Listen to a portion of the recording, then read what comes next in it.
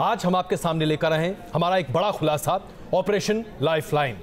Operation lifeline इसलिए क्योंकि अस्पताल को हम वो जगह मानते हैं जहां पर चाहे आप किसी भी बीमारी से क्यों न ग्रसित हो, आपका इलाज निश्चित है, सुनिश्चित है। जीवन की एक आखिरी डोर है, आखिरी पड़ाव है अस्पताल, जहां हम नाउमीदगी से जाते हैं, उम्मीद से वापस आते हैं।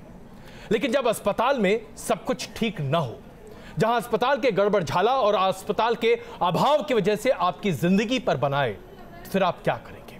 आज हम आपके सामने प्रस्तुत करेंगे एक नहीं बल्कि कई नामचीन अस्पतालों के सत्य को, जो आपके सामने प्रदर्शित करेगी वो तस्वीर, बताएगी आपको कि कैसे आज हमारे हेल्थ सेक्टर के साथ बहुत बड़ा खिलवाड़ हो रहा है। भले ही कितने बड़े बड़े दावे कर लिए जाएं, भले ही सरकार बदल गई हो दिल्ली के सिंहासन की और उसने कहा हो कि वो आपकी सरकार है और आपकी मदद के लिए बनी है, लेकिन आपकी सरकार में भी अस्पताल वेंटिलेटर पर ही चलते हुए नजर आए। हमारी खास रिपोर्ट में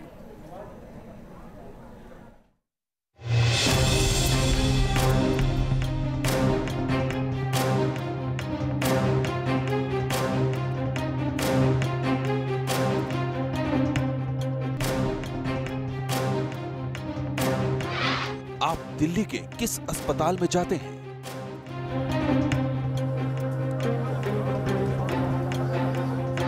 क्या सरकारी अस्पतालों में पूरी सुविधाएं हैं? क्या इलाज के लिए जरूरी दवाइयां और मशीनें मौजूद हैं?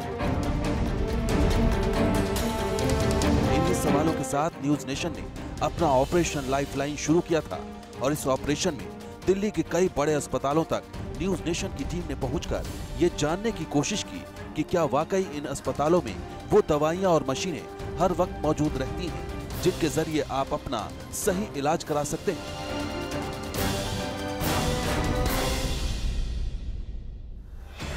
लोकनायक जयप्रकाश नारायण अस्पताल यानी LNJP, दीनदयाल उपाध्याय अस्पताल यानी DDU, गुरु तेग बहादुर अस्पताल यानी GTB, गोविंद बल्लभ पंत अस्पताल यानी GB पंत, भीमराव अंबेडकर अस्पताल यानी BR अंबेडकर।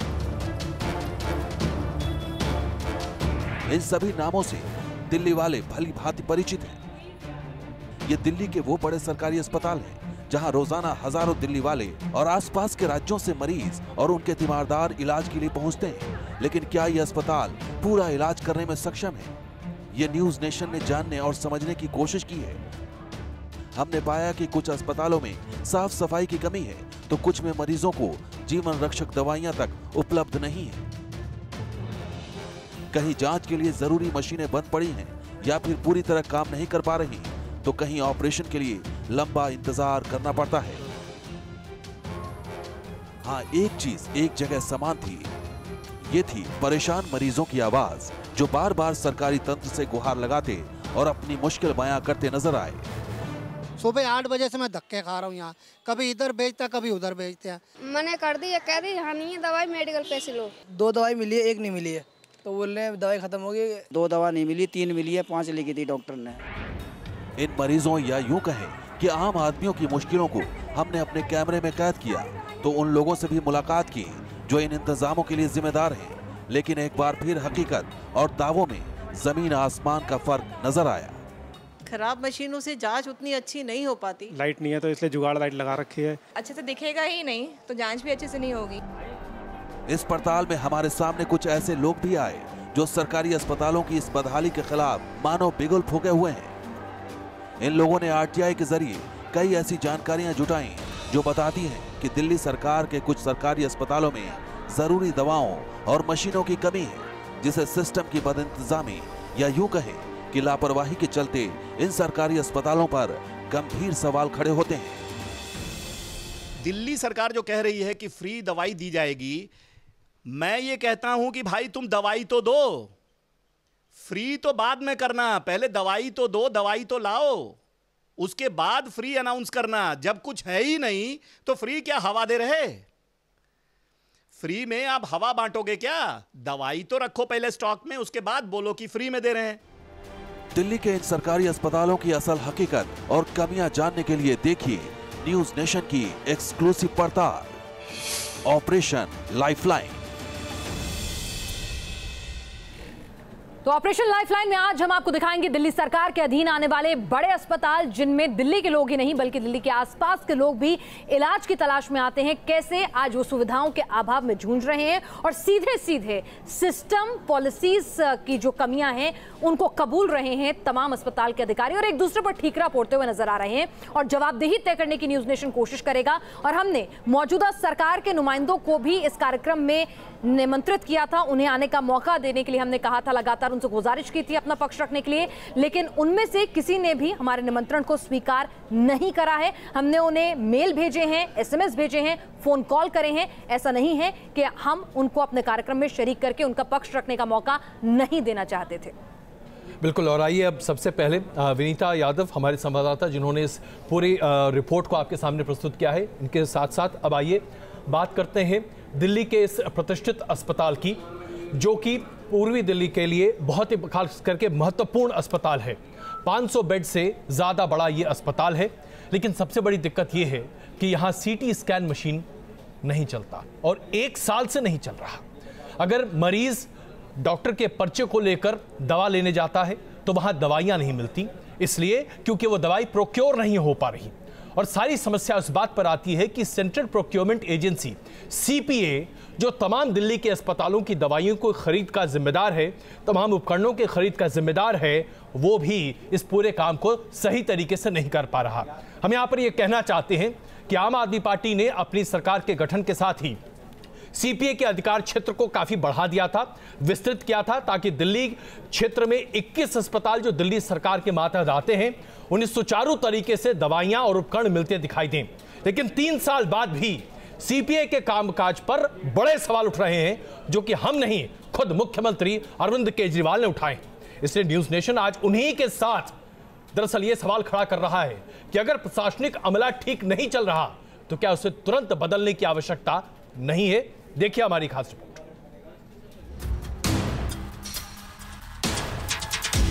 दीनदयाल उपाध्याय अस्पताल, यह अस्पताल सीधे दिल्ली सरकार के अधीन आता है। दीनदयाल उपाध्याय अस्पताल में सबसे पहले हमने जानने की कोशिश की कि क्या यहाँ मरीजों के लिए जरूरी मेडिकल टेस्ट और दूसरी मेडिकल जांच के पूरे संसाधन मौजूद हैं या नहीं। इस सवाल का जवाब जानने के लिए न्यूज नेशन के रिपोर्टर अस्पताल के रेडियोलॉजी डिपार्टमेंट में पहुंचे, जहां सीटी स्कैन के लिए हमने स्टाफ से बात की। सीटी स्कैन के लिए क्या प्रॉब्लम है? मशीन खराब है। हां जी, 1 महीने कहां आ रहे हैं डॉक्टर साहब? ट्रीटमेंट चल रही है इसमें। मशीन खराब है 1 महीने से। 1 महीने से तो कब तक ठीक होने वाला है? कुछ आइडिया नहीं। 1 महीने से सुन रहे हैं जल्दी हो जाएगी, जल्दी हो जाएगी। बड़ी दिक्कत आ रही है। क्यों? इसमें दिक्कत है? दिक्कत आ रही होगी ना इसकी पेशेंटों को, मरीजों को दिक्कत है। क्या करें मैम? सीटी स्कैन के लिए काम है, मशीन ही खराब है। कब से? 31 से। तो कब तक है ठीक होने में? उम्मीद नहीं। वो क्या क्या खराब हो? क्या करना है?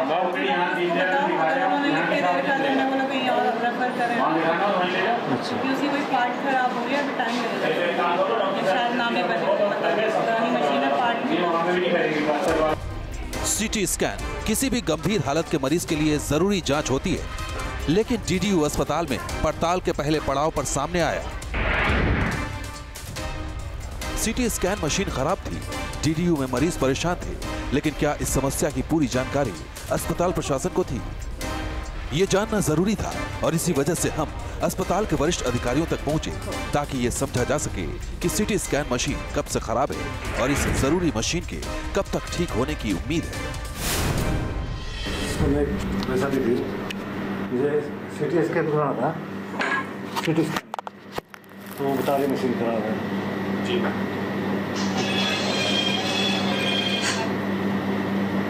हेलो, हाँ बोल। और 10 मिनट, ठीक ठीक हो गया, ठीक हो गया, ठीक।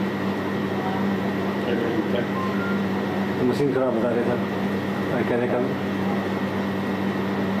उसका तो मेरे को नहीं पता क्या प्रोसीजर है, प्रोटोकॉल यहाँ पर मशीन खराब है। किस चीज़ के सीटी स्कैन भाई था उसका था। किस चीज़ का क्या हुआ है, कब लगी है, क्या हुआ है? उसको लगी थी 15-20 दिन हो गए। 15-20 दिन ठीक हो जाएगी मशीन में। तो 15-20 दिन पुरानी जो चीज़ हो गई तो उसमें 1 दिन में और ठीक हो जाएगी मशीन। कल उठ के HOD आ जाएंगे, छुट्टी पे है। अच्छा। डॉक्टर ऋषि में तो उसके भी हेड है, यहाँ पे भी हेड है, यहाँ छुट्टी पे है किसी वजह से। कल हो गया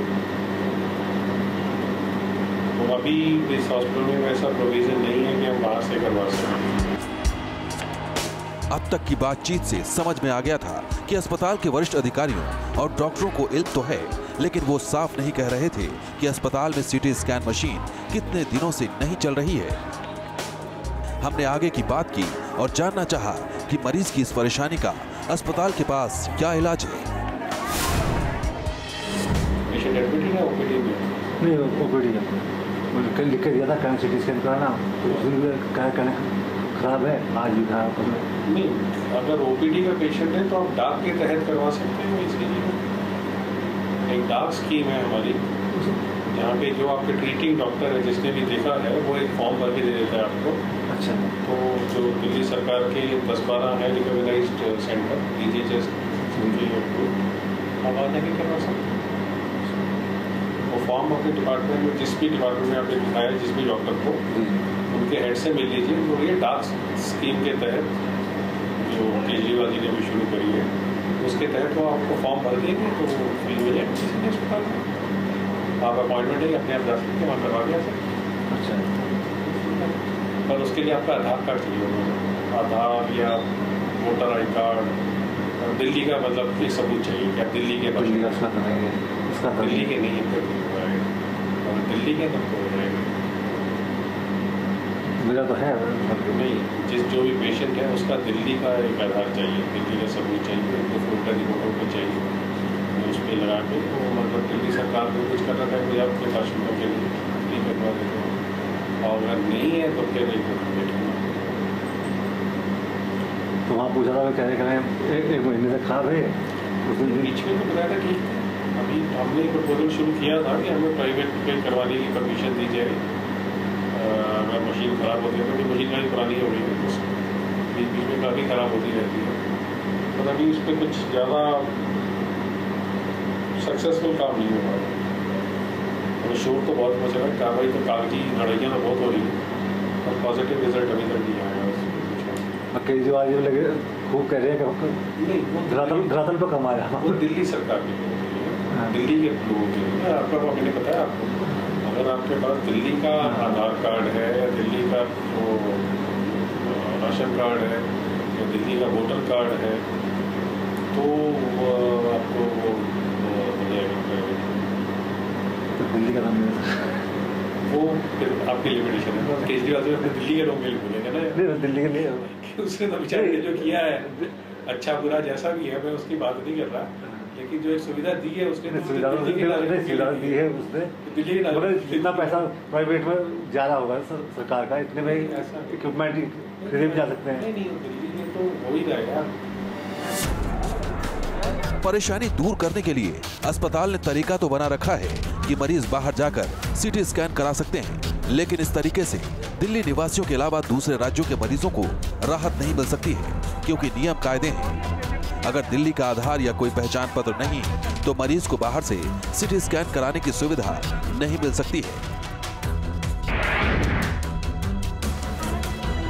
यह रेडियोलॉजी डिपार्टमेंट का हाल था। दूसरे डिपार्टमेंट्स में भी हाल बेहतर नहीं थे। न्यूज नेशन की टीम DDU अस्पताल के आंखों के इलाज के विभाग में पहुंची। यहां जो हाल है उसे देखकर शायद आपको अपनी आंखों पर यकीन नहीं होगा, क्योंकि खुद डॉक्टर्स को भरोसा नहीं है कि मशीन सही जांच कर पाएगी या नहीं। किस तरीके से आप मरीजों का इलाज कर रहे हैं? इसके अंदर जो लैंप है उसकी क्या स्थिति है? इसका लैंप चलता नहीं था तो हमने अपना LED डाल के खुद चलाया, अदरवाइज इसकी ज़रूरत होती नहीं है। इसका इनबिल्ट होता है, ठीक है, एंड ये पूरा हिलता है, ये पूरा स्टेबल होना चाहिए। कितने साल पुरानी ये मशीन है? ये तो काफ़ी साल पुरानी है, 8 साल पुरानी है। क्या इसकी नई मशीन की जो डिपार्टमेंट को आपने लिखा है कि नई मशीन नहीं मिली अब तक? नहीं मिली, तभी तो काम चला रहे हैं और ये बेसिक मशीन है। सबसे पहले जो मरीज आता है कि इसी मशीन के ऊपर यानी आप लेकर आते हैं उसको, उसकी जाँच करते हैं आप? हाँ जी, हाँ। क्या क्या जाँच हो पाती है इससे? इससे एंटीरियर सेगमेंट, पोस्टीरियर सेगमेंट होता है ना, पर अगर अच्छे से फोकस ना कर पाओगे तो पीछे का जो पर्दा होता है वो ठीक से दिखता नहीं है। जिस तरीके से जो इसकी कंडीशन आप सामने दिखाई दे रही है, इस तरीके से यानी जो आप पेशेंट की जांच यानी कि जो जांच का सही तरीका है उसी तरीके से नहीं अपना पाते, उससे क्या मरीज की जो जांच है उसमें भी कहीं ना कहीं कोताही हाँ पड़ेगा ना फ़र्क। अच्छा अच्छे से दिखेगा ही नहीं तो जांच भी अच्छे से नहीं होगी। आंखों की जांच ऐसी मशीन से हो रही है जिस पर खुद डॉक्टर्स को पूरा भरोसा नहीं है। पड़ताल के दौरान हमें यह भी पता चला कि इन कमियों को पूरा करने के लिए आई डिपार्टमेंट के हेड ऑफ डिपार्टमेंट ने खत भी लिखे थे, जिनमें जल्द से जल्द विभाग के लिए नए उपकरण और दवाइयां मंगाने की दरख्वास्त की गई थी। दवाइयों की जरूरत को जून में लिखे खत में बताया गया है, जबकि मशीनों की जरूरत 2013 में ही बता दी गई थी। लेकिन नतीजा मानो सिफर ही रहा है, जिसकी वजह से आंखों की गंभीर बीमारियों से जूझते हुए मरीज डीडीयू अस्पताल में धक्के खाते नजर आ रहे हैं। डीडीयू में मरीजों की बदहाली के साथ ही साथ अस्पताल के डॉक्टरों की लिखी हुई दवाओं की कमी भी सामने आई। हमारी मुलाकात कुछ मरीजों से हुई जिन्होंने साफ बताया कि अस्पताल के अंदर लिखी गई कई दवाइयां मिलती तक नहीं है। मिल गई दवाई पूरी मिली, दर्द की मिली नहीं है, दर्द की मिली नहीं, आई नहीं रखी, नहीं आ रही। कौन सी दवाई थी? और ये दवाई मिली है सिरप के लिए कह रही हो। किस चीज़ की दवाई ली आपने? पेट की दवाई है। सामने आ गया था कि कुछ दवाइयां मरीज को मिल नहीं रही हैं, लेकिन ऐसा क्यों हो रहा है ये जानना जरूरी था, तो हम सीधे अस्पताल की फार्मेसी पहुंचे। हमारे यहाँ डीडीयू में दवाई कौन कौन सी शॉर्ट हैं जो चल रही हैं काफ़ी लंबे समय से? वो यही आपको बताएंगे। अच्छा, कैल्शियम एक तो शॉर्ट है हमेशा से। कैल्शियम अब आई है। अच्छा, आई है। तो कितने मतलब कि जैसे मैंने अभी पता करा था, बता रहे थे कि एक महीने तक दवाइयाँ शॉर्ट हो जाती हैं। पर हमारे यहाँ जो दवाइयाँ आती हैं अस्पतालों में, दिल्ली गवर्नमेंट के अस्पतालों में, वो आती हैं CPA से। CPA भी आजकल ऐसे ही है, CPA का सबके साथ गड़बड़ हो गया। सीनियर स्टाफ तो CPA से अब सारा वो नहीं रहा, CPA से नहीं हो रहा, संभाल ही नहीं पाया इतना पूरा सिस्टम। अच्छा, इतना पूरा दिल्ली का एक CPA, तो CPA सही तरीके से नहीं सप्लाई कर पा रहा दवाइयाँ। तो ये मतलब CPA के आने से व्यवस्था खराब हुई है इतनी, क्या कह सकते हैं। तो ये जो पेशेंट हैं जो जिन्हें अब दवाइयाँ नहीं मिल पा रही, जैसे डॉक्टर ने 5 दवाइयाँ लिखी, 2 मिली 3 नहीं मिली, तो वो तो बाहर से खरीदेंगे। वो बाहर से खरीदेंगे या उनको क्या नई गाइडलाइन आई है? CPA के बाद कुछ पावर MD को दे दी परचेज करने की। CPA से जैसे सप्लाई नहीं हो पा रही थी ना, अभी प्रेजेंट में शायद 1 महीना 2 महीने हुए जब से पावर MD को दे दी है, वो MD के किस हिसाब से परचेज करने का करें। यानी नई नीतियों को बनाने और उनको लागू करने के बीच की कमियों का खामियाजा मरीजों को भुगतना पड़ रहा है। डीडीयू अस्पताल की कमियों और बद इंतजामी का कच्चा चिट्ठा खुल चुका था। ऐसे में मरीजों से जुड़े मुद्दों को लेकर हम अस्पताल प्रशासन के अधिकारियों से सीधे तौर पर कैमरे पर बातचीत करने के लिए जब गए तो उन्होंने साफ इनकार कर दिया। ऐसे में सवाल उठता है कि क्या अस्पताल प्रशासन कुछ छुपा रहा है, इसके पीछे आखिर वजह क्या है? लेकिन इस सवाल का जवाब तभी मिल पाता जब अस्पताल प्रशासन के अधिकारी कैमरे पर सीधे तौर पर बातचीत करते, लेकिन अफसोस ऐसा नहीं हुआ। वीडियो जर्नलिस्ट अजीत यादव के साथ राम कुमार, न्यू नेशन, दिल्ली। और हम आपको बता दें हमारे साथ इस वक्त भारतीय जनता पार्टी से विजेंद्र गुप्ता जी हैं, जो कि लीडर ऑफ ऑपोजिशन है दिल्ली विधानसभा में। किरण वालिया जी कांग्रेस की वरिष्ठ नेता, पूर्व हेल्थ मिनिस्टर रह चुकी हैं। कपिल मिश्रा जी हमारे साथ मौजूद हैं। आप सबका स्वागत है। इसके साथ साथ हम आपको ये बताना चाहते हैं कि आइए अब बात करते हैं LNJP लोकनायक जयप्रकाश अस्पताल की। एक ऐसा अस्पताल जिस पर न सिर्फ मध्य दिल्ली यानी कि सेंट्रल दिल्ली के लोग निर्भर करते हैं, बल्कि पश्चिमी उत्तर प्रदेश से लेकर हरियाणा तक के लोग इलाज के लिए आते हैं, क्योंकि इस अस्पताल का बहुत बड़ा नाम है। लेकिन आप आश्चर्यचकित होंगे ये जानकर कि मशीनें तो खराब हैं ही, चलिए उसे तो आदमी मान चुका है, दवाइयां नहीं मिलती और उससे भी बड़ी बात यह है कि जो लापरवाही और गंदगी का माहौल एलएनजेपी में देखता है आदमी, उसके बाद यही लगता है कि हाँ, इलाज क्या वाकई में हो सकता है।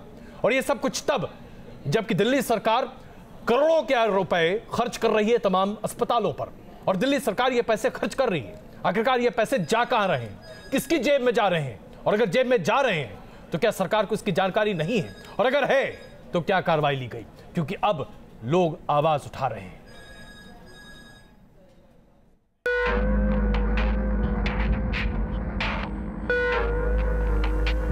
राजधानी दिल्ली के बड़े अस्पतालों में शुमार है लोकनायक जयप्रकाश अस्पताल, जो एलएनजेपी के नाम से भी जाना जाता है।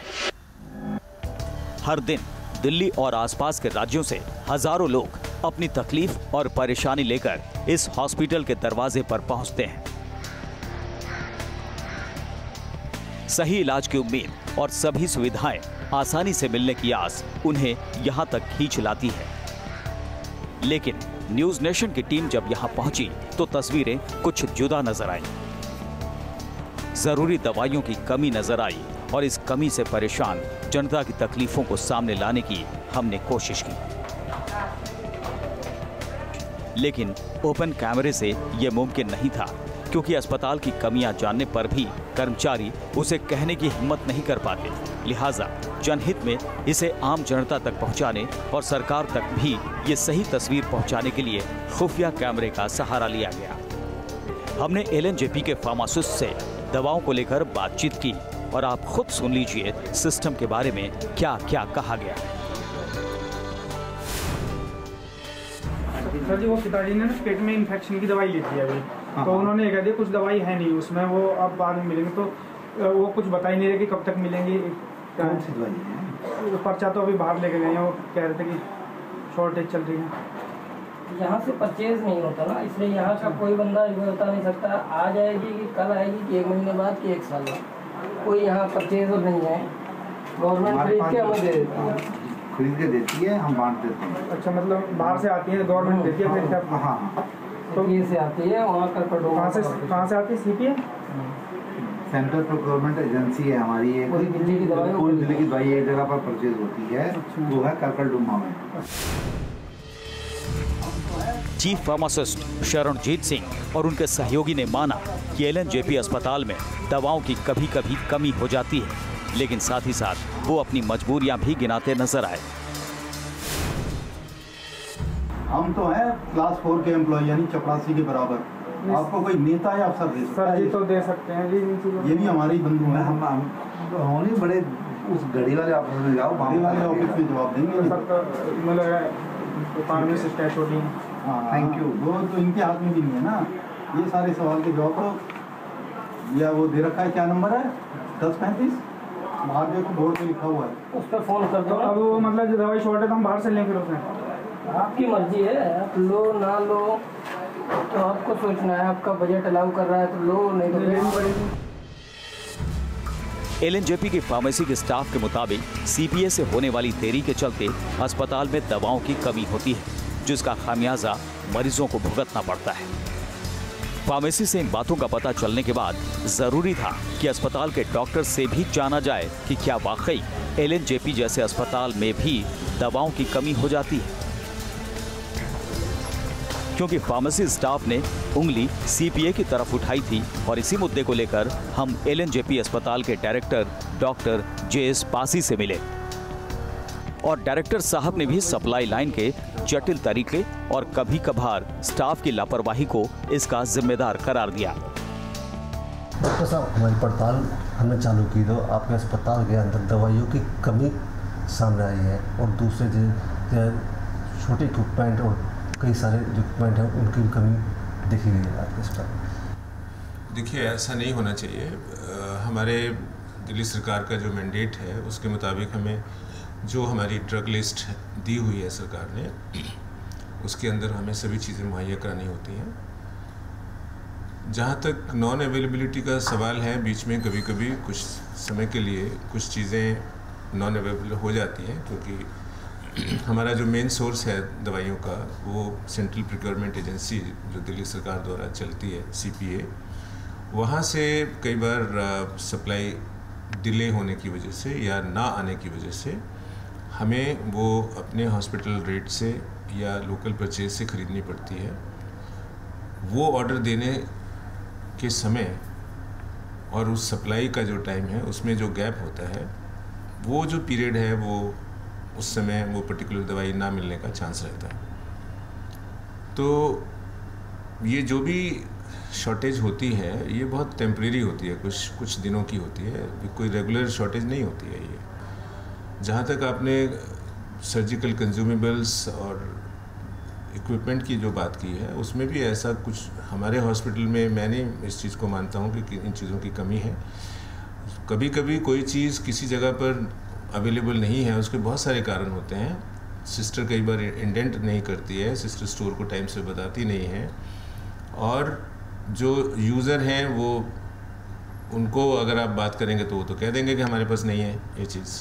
ये CPA के द्वारा आपको सप्लाई की जाती है दवाइयों की और जो इक्विपमेंट है उनकी, क्या इस बीच में यानी क्या CPA पूरी तरीके मुहैया नहीं करा पाता है क्या उसमें? देखिए, CPA का जो सप्लाई है वो पूरी दिल्ली सरकार के सभी हॉस्पिटल्स के लिए होती है। कहने का मतलब ये है कि वो बल्क में ऑर्डर देते हैं और सप्लाई का एक पीरियड होता है 45 टू 90 डेज़। 90 डेज़ जो है इम्पोर्टेड आइटम्स के लिए होता है, 45 डेज़ इंडियन आइटम्स के लिए होता है। तो अब जैसे मेरे को अगर कोई चीज़ नहीं आ रही है CPA से मेरे हॉस्पिटल में और मुझे अपने हॉस्पिटल रेट कॉन्ट्रैक्ट के द्वारा उस चीज़ को लेना है, तो मैं जब तक उनका आखिरी दिन 45 डेज़ या 90 डेज़ पूरे नहीं हो जाते हैं तब तक मैं अपने हॉस्पिटल के रेट कॉन्ट्रैक्ट से उनको ऑर्डर नहीं दे सकता हूँ। और जब मैं अपने हॉस्पिटल के रेट का ऑर्डर देता हूँ तो उसमें भी मुझे समय मांगते हैं। वो मेरे वेंडर सेम डे सप्लाई नहीं कर सकता है कोई भी।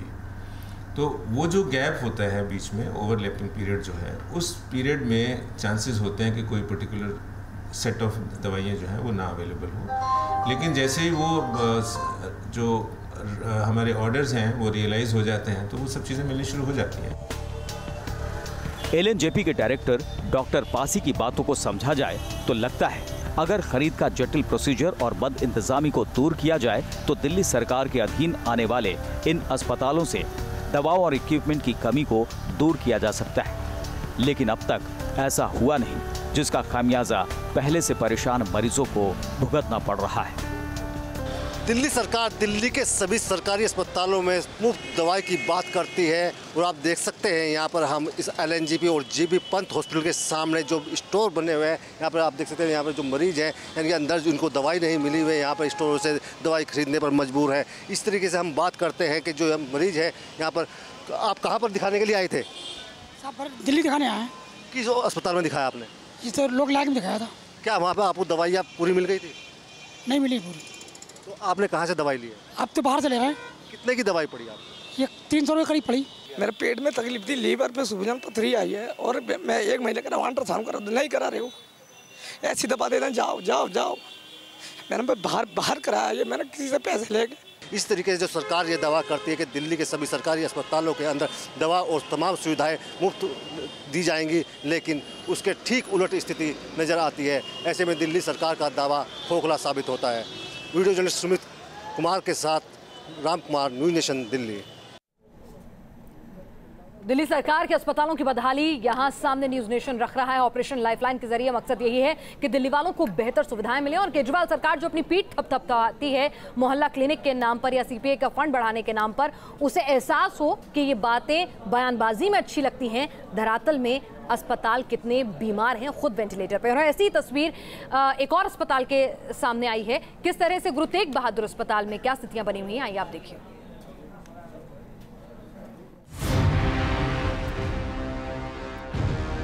ये तो मरीजों का पागल बना रहे हैं। केजरीवाल जो है ना, उन्होंने एक दवाई खरीदने की अलग से डिपार्टमेंट बना दिया। GTB अस्पताल दिल्ली सरकार के अधीन बड़े अस्पतालों की तरह इस अस्पताल में भी सैकड़ों मरीज रोजाना इलाज के लिए आते हैं। GTB अस्पताल में पश्चिमी उत्तर प्रदेश के गंभीर मरीज भी सैकड़ों की तादाद में रोज इलाज के लिए पहुंचते हैं। इतने फुटफॉल वाले अस्पताल में जरूरी है कि जांच के लिए जरूरी तमाम मशीनें और जरूरत की दवाएं हर वक्त उपलब्ध रहें। लेकिन क्या GTB अस्पताल में हर व्यवस्था चाक चौबंद है? क्या मरीजों को लिखी जा रही हर दवाई फार्मेसी में मौजूद है? इन्हीं सवालों को लेकर शुरू हुई पड़ताल में हमारी पहली मुलाकात हुई जीटीबी अस्पताल के फार्मासिस्ट से और पहली ही बातचीत में ये सामने आया कि फार्मेसी के अंदर कुछ जरूरी दवाएं मौजूद नहीं हैं। 8 नंबर यही वाला काउंटर है क्या? ये पिताजी अभी दवाई लेके गए थे, एक पेट के इन्फेक्शन की लेके गए थे, एक एलर्जी की लेके गए थे। तो पेट के इन्फेक्शन का जो पर्चा था उसमें एक दवाई नहीं मिली और एलर्जी वाली नहीं मिली, कैंडी कार्डियो करके थी कोई। तो कार्ड दिया होगा ना? हाँ, कोई दवाएं है नहीं यहाँ पर मौजूद, अवेलेबल नहीं है। SBA कर दिया, SBA से मतलब ये होता है सप्लाई बीइंग अरेंज, मतलब सप्लाई का इंतजाम किया जा रहा है। अच्छा, तो वो कब मिलेंगी? कोई भी चीज़ आती है और ख़त्म होती है तो आप जानते हैं। हाँ हाँ हाँ, तो बस यही है, बस और कोई बात नहीं। तो मिलेंगी कब फिर? वो आ जाएंगी 2 एक में, कल या परसों आ जाएंगे। तो अभी नहीं है? अगर होती तो हम ऐसा लिखते हैं। अच्छा, तो फिर वो मतलब शॉर्ट चल रही है क्या अभी? हाँ हाँ, शॉर्ट। तो शॉर्ट मतलब दवाइयाँ भी शॉर्ट हो जाती हैं क्या? शॉर्ट मतलब आप समझ नहीं रहे, कोई चीज़ यहाँ पर आई, अच्छा तो है ना कि यहाँ पर पैदा हो रही हो, भाई कहीं से आई और बढ़ते बढ़ते खत्म हो गई। अच्छा, फिर दोबारा आएगी। तो पहले बात तो पहले स्टोर से आती, फिर स्टोर से तो मतलब वो एडवांस में नहीं मंगा के रखते हैं? हो सकता है स्टोर में हो, स्टोर से यहाँ आ जाए। एडवांस में नहीं मंगा के रखते आप लोग? ये भाई आप, हम यहाँ पर ट्रेन ही है, हाँ, जो अफसर है उनसे बात करो। अच्छा, नहीं तो एक्स्ट्रा में क्यों नहीं मंगाई जाती है, खत्म क्यों हो जाती है? अब वो परेशान हो रहे हैं, एडवांस में होती तो जो है अब मिल जाती है उन्हें। अब पेशेंट परेशानी तो हो रहा है जी यहाँ पे। परेशान भी ना हो, अगर कोई 10 दवाएं लिखी हैं, 5 लिखी हैं, उसमें एक ना अब बाहर है से भी खरीद सकते हो, मतलब हम ये हमारी एक राय है, मतलब हम ये नहीं करें आप बाहर से, तो फिर वो पैसे से ही मिलेगी ना, फिर आदमी यहीं क्यों आएगा इलाज कराने? तो ठीक है, फिर आप इंतजार करो, मिल जाएगा। चलो देखते हैं। हाँ, तो बाहर से मतलब कहीं दूर से आएगा क्या स्टॉक? जहाँ से भी मंगाते होंगे अस्पताल का, जहाँ से भी कांटेक्ट होगा, हाँ, किस कंपनी से, कुछ कंपनी से आएंगे तो एक आध दिन में मिल जाएगी। हाँ। फार्मासिस्ट से हुई बातचीत में इतना समझ आ चुका था कि दिल्ली के बड़े अस्पतालों में से एक जीटीबी अस्पताल मरीजों को लिखी जा रही तमाम मुफ्त दवाइयां मुहैया नहीं करा पा रहा है। इस बात को और गहराई से समझने के लिए हमने रुख किया अस्पताल के PRO दफ्तर का। PRO के पास अस्पताल के हर विभाग की पूरी जानकारी होती है। यहाँ हमारी मुलाकात PRO साहब के असिस्टेंट राजेंद्र पराशर से हुई, जिनसे बातचीत में उन्होंने हमारे खुफिया कैमरे पर एक बेहद चौंकाने वाला खुलासा कर दिया। अच्छा, पहले तो अस्पताल जो है खुद ही सब चीज़ खरीदा करते थे, पहले तो खुद ही खरीदा करते थे। तो गवर्नमेंट के हाथ में सब कुछ गवर्नमेंट देती है, अब बाहर की दवाई तो लिख ही नहीं सकते। बाहर ऐसा ना है, मिट्टी खराब कर दिए सर, बाहर दवाइयाँ मिलती है महंगी। अब आदमी यहाँ इलाज कराने आता है तो वो इसलिए आता है कि सस्ता इलाज हो जाएगा। एक चीज़ बताऊँ मैं आपको, यहाँ से बाजार की दवाई ले लो तो ज़्यादा बेटर रहता है। अच्छा, यहाँ की जो दवाई आती है उसकी पोटेंशियल कम होती है सर। तो दवाई मतलब जैसे आप बता रहे थे यहाँ से लेनी चाहिए? मैं आपको बता दूँ, यहाँ की दवाई में सिर्फ 25% पोटेंशियल होती है। अच्छा, अपनी मन की तसल्ली कह दी मैं दवाई खा रहा हूँ। अच्छा, मन की तसल्ली के लिए खाता हूँ। इनफैक्ट मैं आपको बताऊँ तो दवाई बाहर से खानी चाहिए। तो यहाँ जन औषधि केंद्र है, गेट नंबर इमरजेंसी तीन गेट नंबर 3 के बाद जन औषधि केंद्र है, सरकारी है, वो वहाँ उसको कम रेट में देते हैं। वो अच्छी दवाई, वो मतलब वो गवर्नमेंट का है। अच्छा, हाँ, फुल पोटेंसी की होती है। हाँ जी, वो। तो यहाँ अस्पताल में क्यों कम पोटेंसी की मंगाते हैं? अस्पताल में कम पोटेंसी की गवर्नमेंट जाना। अरे गवर्नमेंट का तो हिसाब बता रहे, हमने तो आज तक कभी एक गोली मुँह में डाल के नहीं देखी। अच्छा, तो ये तो मरीजों का पागल बना रहे हैं। तो दवाई जो है वो शॉर्ट भी हो जाती है यहाँ पर? है शॉर्ट भी हो, वो किस वजह से? तो सप्लाई नहीं है। जीटीबी के PRO असिस्टेंट राजेंद्र पराशर का यह खुलासा चौंकाने वाला था। फार्मासिस्ट बता रहा था कि दवाओं की कमी है, तो PRO असिस्टेंट साहब ने तो दवाओं की गुणवत्ता पर ही सवाल खड़े कर दिए। क्या वाकई बाजार में बिकने वाली दवाएं दिल्ली सरकार के इन अस्पतालों से बेहतर होती हैं? ये सवाल हमारे जहन में घूम रहा था।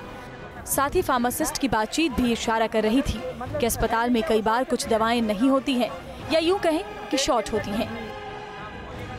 इन्हीं सवालों के ताने बाने को सुलझाने के लिए हम जीटीबी के पीआरओ एचपी सिंह से मिले और एचपी सिंह ने भी माना कि वाकई अस्पताल में दवाएं कभी कभार कम हो जाती हैं।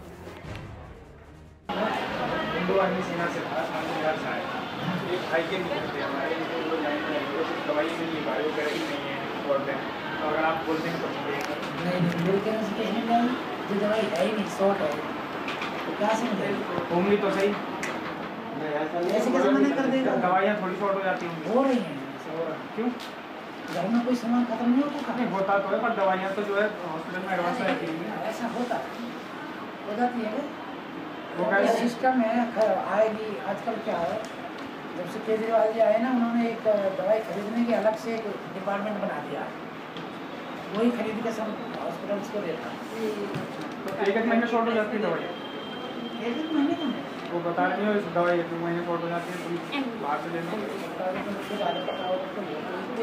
कोई दवाई ऐसा नहीं हो जाती है। अस्पताल से जुड़े अधिकारी मान रहे हैं कि कई बार दवाओं की किल्लत हो जाती है और ये भी कह रहे हैं कि सीपीए नाम की एजेंसी भी इस अव्यवस्था की एक वजह है। हमारे खुफिया कैमरे पर हुए तमाम खुलासों और दवाओं की कमी से जुड़ी शिकायतों पर जब हमने जीटीबी के मेडिकल डायरेक्टर से संपर्क साधा और उनका पक्ष जानना चाहा, तो उन्होंने न्यूज़ नेशन के कैमरे पर इस संबंध में कुछ भी कहने से इनकार कर दिया। दिल्ली के सरकारी अस्पतालों में गरीबों के मुफ्त इलाज का वायदा बेईमानी साबित हो रहा है, क्योंकि दिल्ली के ज़्यादातर सरकारी अस्पतालों में दवाइयों और उपकरणों की भारी कमी है। न्यूज़ नेशन की टीम ने जब दिल्ली के जीटीबी अस्पताल में पड़ताल की तो पाया कि यहाँ पे भी दवाइयों की काफ़ी दिक्कत है। इस संबंध में जब न्यूज़ नेशन की टीम ने अस्पताल के आला अधिकारियों से संपर्क साधा तो उन्होंने न्यूज़ नेशन के कैमरे पर कुछ भी बोलने से साफ इनकार कर दिया। वीडियो जर्नलिस्ट सुमित और सहयोगी राम कुमार के साथ वीरेंद्र वशिष्ठ, न्यूज़ नेशन, दिल्ली। दिल्ली के 3 बड़े नामचीन अस्पतालों का सच अभी हम आपके सामने प्रस्तुत कर चुके हैं। आइए अपने हम मेहमानों से एक बार फिर आपका तारुफ करा दें। विजेंद्र गुप्ता जी बीजेपी से, किरण वालिया जी कांग्रेस से, कपिल मिश्रा जी इस वक्त हमारे साथ मौजूद है, विनीता यादव हमारे सहयोगी इस वक्त हमारे साथ हैं। और हमने आम आदमी पार्टी से भी गुजारिश की थी कि अपना प्रतिनिधि इस शो में वो भेजें। उनका ये कहना है कि इस शो को देखने के साथ ही वो फिर अपनी प्रतिक्रिया सामने रखेंगे। हम उम्मीद करते हैं कि आम आदमी पार्टी अपनी प्रतिक्रिया जरूर हमसे साझा करेगी ताकि हम समझ सकें कि सरकार इस संबंध में क्या कदम उठाना चाहती है और क्या कदम उठाने की कोशिश कर रही है। लेकिन किरण वालिया जी, मैं आपसे जानना चाहता हूं, स्वास्थ्य मंत्रालय आप देख चुकी हैं, सीपीए एक ऐसी नोडल एजेंसी जिसके जरिए अब मौजूदा सरकार तमाम खरीद कर रही है और उसके बाद भी एक बड़े धांधली की बात सामने आ रही है। अस्पतालों में ज्यादातर लाइफ सेविंग ड्रग्स भी नहीं उपलब्ध हैं, उपकरणों का हाल बद से बदतर है। आखिरकार किसे हम जिम्मेदार ठहराएं? किरण वालिया जी।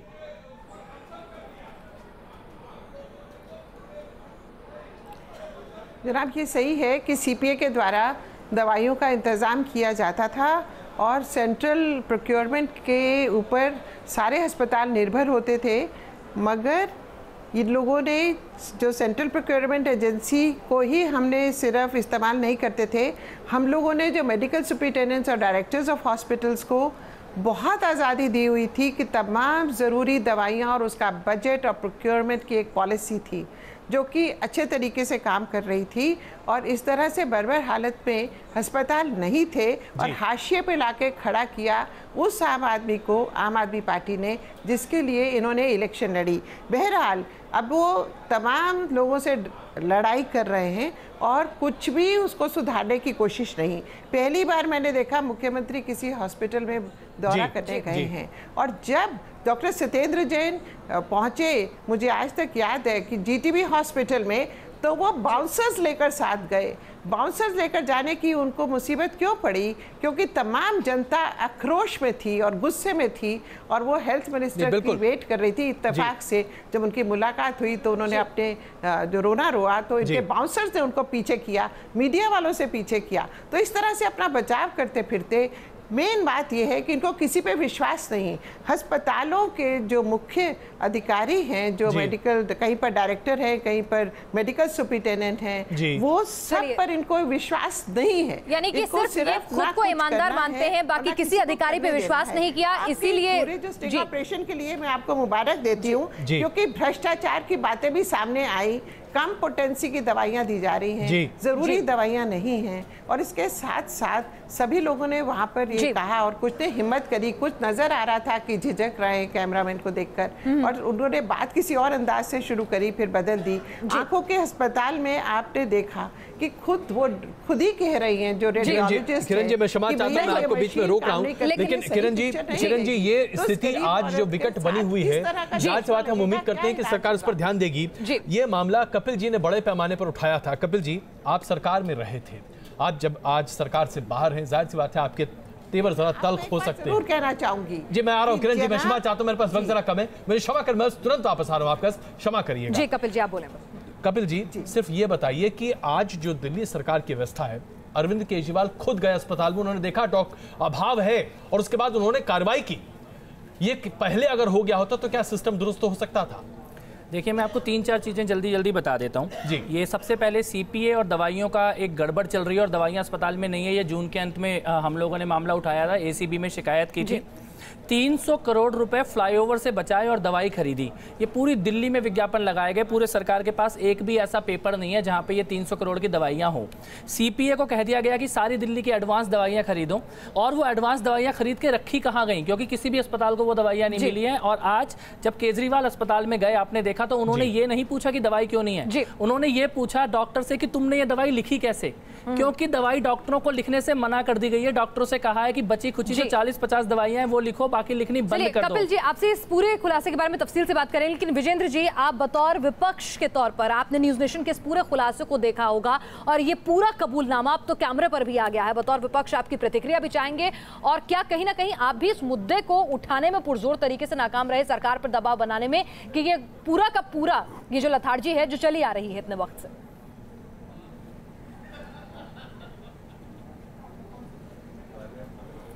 सबसे पहले तो मैं पिनाक जी न्यूज़ नेशन को बधाई देता हूं कि उन्होंने एक बड़ा खुलासा या जनता के सामने किया है। लोगों को तकलीफ़ है, लोग त्राही कर रहे हैं, लेकिन उसकी वस्तु स्थिति, और विनीता यादव जी को बधाई देता हूं, उन्होंने इसको इन्वेस्टिगेट किया है।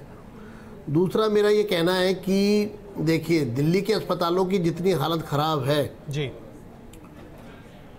जितना आप दिखा रहे हैं उससे ज़्यादा हालत ख़राब है। दवाइयाँ एक पक्ष है, अस्पतालों में दवाइयाँ नहीं हैं जी, लेकिन अगर आप एक और इन्वेस्टिगेशन करेंगे तो आपको समझ में आएगा कि अस्पतालों में क्लास 4 पैरामेडिकल स्टाफ, डॉक्टर्स वो तक नहीं है।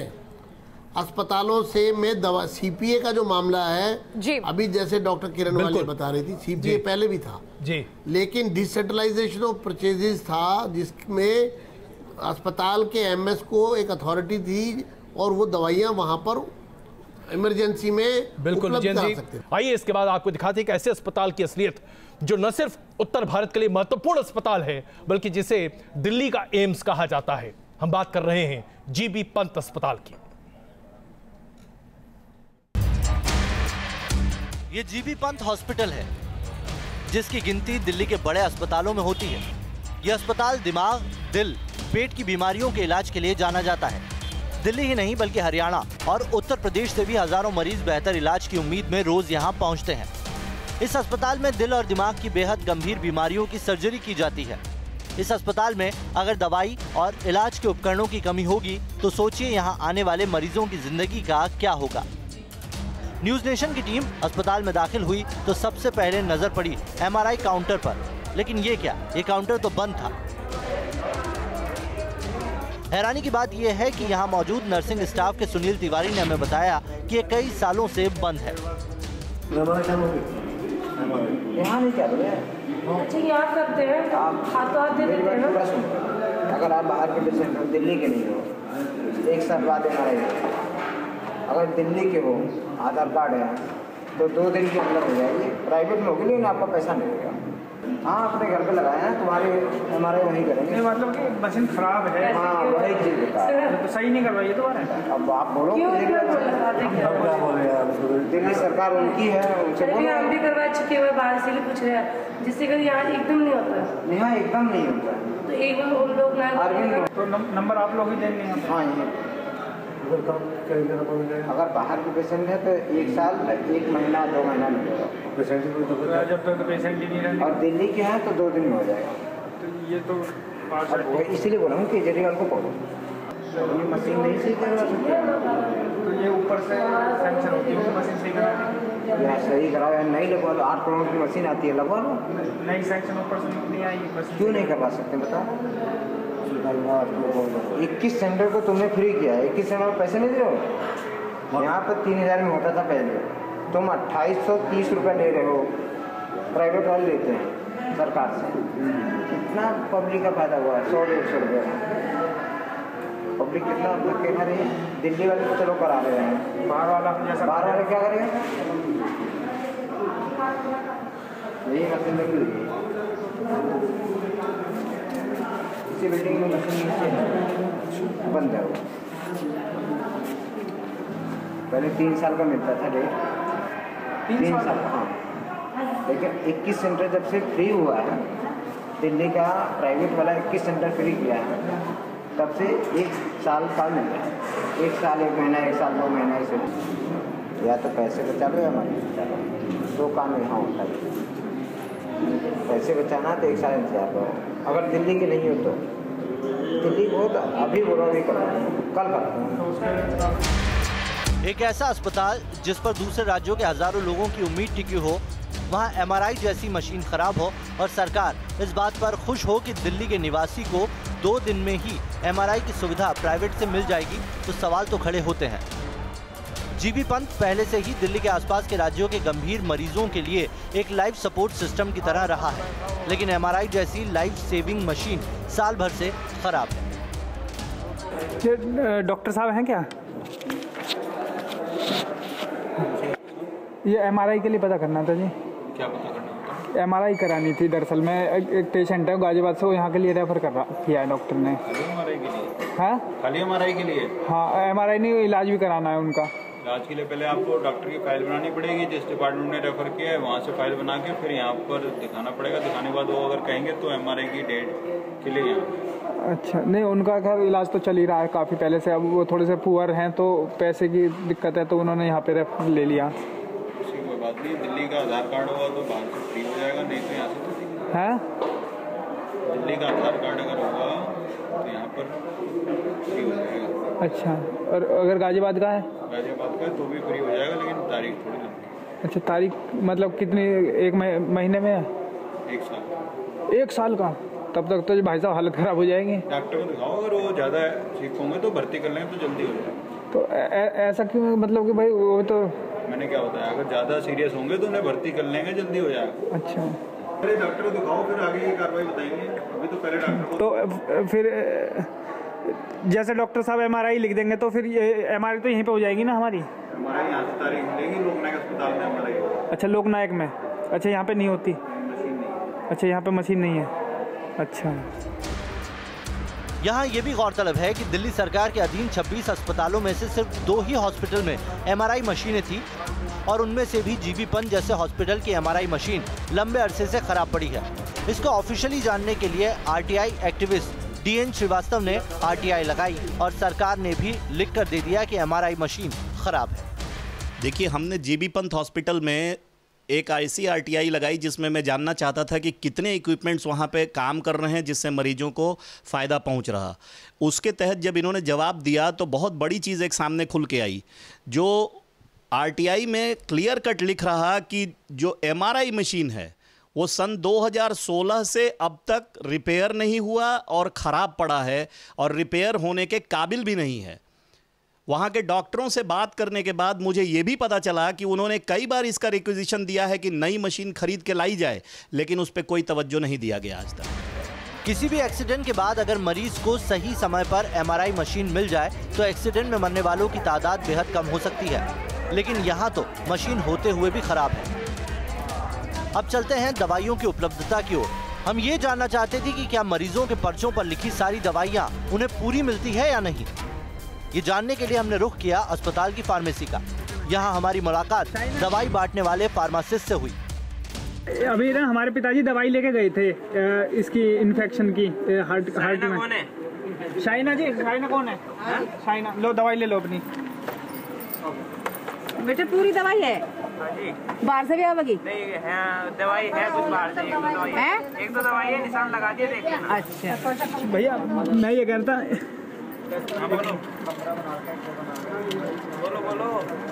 अभी हमारे पिताजी दवाई लेके गए थे इन्फेक्शन की, तो वो उसमें कुछ दवाई मिली नहीं है, तो उनका कहाँ से लेना पड़ेगा? वो बाहर से ले लो। अच्छा, हमारे पास तो है, यहाँ से लेके। हाँ, हमारे पास तो शॉर्ट चल रही है क्या दवाई? हाँ जी। तो 1-2 दिन बाद आ जाएंगी? जब सप्लाई में अभी आ नहीं रहा और कह भी नहीं सकते कब तक आएगी, हमने ऑर्डर तो दे रहा। जीबी पंत दिल्ली का सुपर स्पेशलिटी हॉस्पिटल है। हार्ट और ब्रेन स्ट्रोक के लिए इस अस्पताल को तैयार किया गया है। इसका मतलब है कि किसी को हार्ट या ब्रेन स्ट्रोक होने पर तत्काल दवाई देकर उसकी जान बचाई जा सके। लेकिन आरटीआई में जो खुलासा हुआ वो बहुत चौंकाने वाला है।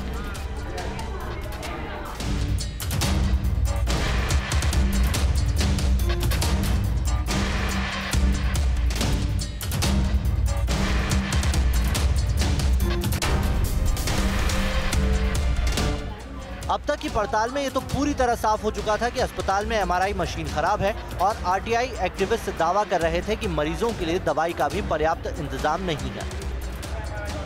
टीपीए ड्रग लोकल परचेज किया जाता है 2 पीस। आखिर किस कारण आप परचेज कर रहे हैं? जरूर कोई ना कोई वीआईपी रेफरल होगा या किसी न किसी डॉक्टर का पर्सनल कोई पेशेंट होगा जिसके कारण 2 पीस खरीदा जा रहा और बाकियों के लिए कोई ड्रग अवेलेबल नहीं है। 2 पीस खरीदने का मतलब ये शक के दायरे में है, शक के घेरे में है। ऑपरेशन लाइफलाइन की तफ्तीश में यह साफ हो चुका था कि जीबी पंत अस्पताल में एमआरआई मशीन खराब है और आरटीआई के जवाब के मुताबिक कुछ जरूरी दवाइयों का भी टोटा है और दवाई भी स्पेशल केस में स्पेशल ऑर्डर पर मंगवाई जाती है। यानी कहीं ना कहीं कुछ ऐसा है जो मरीजों के लिए जरूरी इलाज की राह में रोड़ा बन रहा है। गरीब आदमी के इलाज का एक ही आसरा होता है कि सरकारी अस्पताल में जाकर वो अपना इलाज कराए। जब दिल्ली के सरकारी अस्पतालों में मरीजों को दवाइयाँ और इलाज करने वाली जो मशीनें बरसों से खराब पड़ी हैं तो उनका इलाज कहाँ पर होगा? ऐसे में जब न्यूज़ नेशन ने इस अस्पताल के अधिकारियों से उनका पक्ष जानना चाहा तो उन्होंने मिलने से मना कर दिया। वीडियो जर्नलिस्ट सुमित कुमार के साथ वीरेंद्र वशिष्ठ और सहयोगी विनीता के साथ Ram Kumar, news nation Delhi. News nation ने आपको दिखा रहा है लगातार ऑपरेशन लाइफलाइन किस तरह से दिल्ली सरकार के अधीन आने वाले 5 बड़े अस्पताल खुद बीमार हैं। दिल्ली सरकार की जो नई पॉलिसीज हैं कहीं ना कहीं वही चरमरा रही हैं और उन्हीं की खामियाजा जो है वो दिल्ली वाले भुगत रहे हैं। और अफसोसनाक बात यह है कि न्यूज नेशन लगातार कोशिश कर रहा है कि आम आदमी पार्टी की तरफ से या सरकार की तरफ से कोई नुमाइंदा आए और ये जो हम पूरी की पूरी खबर दिखा रहे हैं इस पर अपना जवाब दे, अपनी जिम्मेदारी ले या कोई आश्वासन ही दे कि कब तक दिल्ली वालों के बीमार अस्पताल ठीक हो जाएंगे, पर ऐसा अभी तक हुआ नहीं है। बिल्कुल, किरण वालिया जिस वक्त हमारे साथ मौजूद हैं। किरण जी, आप इन तमाम रिपोर्ट्स को देख रही हैं, हम वस्तु स्थिति जो है आज दिल्ली की वो सामने रख रहे हैं।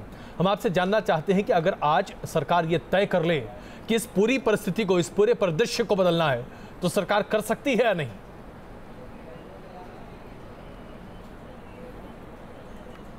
जी नहीं कर सकती। इतना बुरा हाल जो चरमरा गई है पूरी व्यवस्था, मुझे बहुत दुख हो रहा है। आज आपके बहुत उजागर करी आपने बहुत सी बातें, जनता तो बता ही रही थी, डॉक्टर भी अपनी परेशानियां बताते हैं, मगर परिस्थिति सचमुच में इतनी गंभीर है कि कोई भी चीज़ जब उजाड़नी बहुत आसान है, जिस तरह से दिल्ली उजड़ी है, तमाम व्यवस्थाएं उजड़ी हैं और सिर्फ इश्तिहारों पे पैसा दिया जा रहा है, सिर्फ इश्तिहारों में अपने जो भी इन्होंने मुकम्मल कराया है उसके बारे में। अनुज अग्रवाल जी का केस ले लीजिए कि उनके ऊपर कितना बड़ा आरोप कि उनको OSD बनाकर दवाइयाँ उनके ज़रिए दी जा रही हैं, जो कि केजरीवाल जी के अपने निकट रिश्तेदार, अपनी साली के बेटे। मैं मजबूर हुआ ये कहने के लिए कि सिर्फ भ्रष्टाचार और भ्रष्टाचार। पीपी मॉडल पे जो भी इनके तरीके बने हैं उसमें इन्होंने कोई भी टेंडर का सिस्टम ना अपनाकर पूरी सिक्योरिटी एजेंसीज भी इसी तरह से गार्ड सिस्टम को लागू किया। पीपी मॉडल DHS के पैसे दे नहीं पा रहे, पीपी मॉडल में किसके पैसे देंगे? किरण जी और प्रवीण जी, अगर आपके पास ये तमाम जानकारियां मौजूद हैं वो कागजों पे लिखा जाएगा और उनको प्राइवेट कंपनियों को पैसा दिया जाएगा। नहीं, लेकिन क्लिनिक्स के डॉक्टर्स बिना किसी सिस्टम के, बिना किसी तरीके के इंटरव्यूज को रखकर अपने ही लोगों को लगा दिया गया है। बिल्कुल, लेकिन किरण वालिया जी, बतौर विपक्ष अगर आपको ये तमाम जानकारियां आपके संज्ञान में हैं, कहीं ना कहीं आप लोग भी सरकार पर दबाव बनाने में कामयाब नहीं हो पाए हैं। इस अल्ट्रासाउंड भी काम नहीं कर रहा है सिर्फ। जी नहीं, आप कामयाब तो बहुत गिना रही है। प्रवीण शंकर जी भी हमारे साथ हैं। किरण जी आपसे और प्रवीण शंकर कपूर जी से ये सवाल हमारी सहयोगी पिनाज पूछ। किरण जी प्लीज। किरण जी सुनिए ना, आपने बहुत अच्छी लंबी चौड़ी फहरिस्त गिनवा दी है, जिसमें स्वास्थ्य सेवाएं भी और दूसरी सेवाओं का भी आपने हवाला दिया है। ठीक है, अगर आपको सब कुछ मालूम था, सब कुछ आपके नाक के नीचे जानते बूझते हो रहा था, तो बतौर जिम्मेदार विपक्ष आपकी, और प्रवीण शंकर जी आपसे भी सवाल है, आप भी विपक्ष में हैं, तो क्या आप लोगों की जिम्मेदारी नहीं बनती थी कि वक्त रहते आप सरकार पर इस तरह का कोई दबाव बनाएं, कोई आप इस तरह की कोई बात जो है सदन के पटल पर रखें? जी किरण जी, पहले आप, उसके बाद फिर प्रवीण जी। किरण जी देखिए, भारतीय जनता, मैं आपके बात का एक जवाब दे रही हूँ। आपने प्रश्न पूछा है, हम लोग जब लेफ्टिनेंट गवर्नर नजीब जंग साहब थे, हमने तमाम एक दिल्ली के मोहल्ला क्लिनिक की स्टडी करके पूरी पारदर्शिता के सामने उनके जो बातें रखी हैं, जिनको आज भी सब लोग आगे विपक्ष दल उजागर करी जा रहे हैं। मामला कोर्ट में भी गया है, टोटली इलीगल तरीके से डॉक्टर्स की अपॉइंटमेंट्स हुई हैं, मोहल्ला क्लिनिक्स मजाक बनाया गया है, डॉक्टरों को वही दवाइयाँ लिखने को कहा है जो 2-3 दवाइयाँ मौजूद हैं, लोगों को बेचारों को कुछ भी नहीं मालूम कि उनकी बीमारी। यानी किरण जी, अगर हम आपकी बात सही समझ रहे हैं तो ये मामला हर जगह है। न्यूज नेशन आज दरअसल इस तरह की बातों को स्क्रीन पर दिखा के आपकी बात को ही सत्यापित कर रहा है, अगर हम आपको सही समझ रहे हैं। प्रवीण जी, मैं चाहता हूं बहुत संक्षेप में आपने प्रतिक्रिया दें, क्योंकि अभी 2 और बड़ी रिपोर्ट दिखानी बाकी है। प्रवीण जी, आपको बहुत बहुत मुबारक देती हूं कि आपने पर्दाफाश किया है। जी, बहुत धन्यवाद, बहुत धन्यवाद। मैं ये मानता हूं कि न्यूज चैनल आज साधुवाद का पात्र है, साधुवाद का पात्र है, क्योंकि आपने वही सब चीजें सत्यापित कर दी जो विपक्ष कहता रहा। भारतीय जनता पार्टी के हमारे तत्कालीन अध्यक्ष सतीश उपाध्याय जी और वर्तमान अध्यक्ष मनोज तिवारी जी लगातार आम आदमी क्लिनिक नाम का, मोहल्ला क्लिनिक नाम का जो झूठ है उस पर कार्य करते रहे, और हमने लगातार जीटीबी अस्पताल, लोकनायक अस्पताल के मामले उठाए, मगर ये सरकार अपनी एडवर्टाइजमेंट रेवेन्यू पावर के बल पर बार बार उन खबरों को दबा देती थी।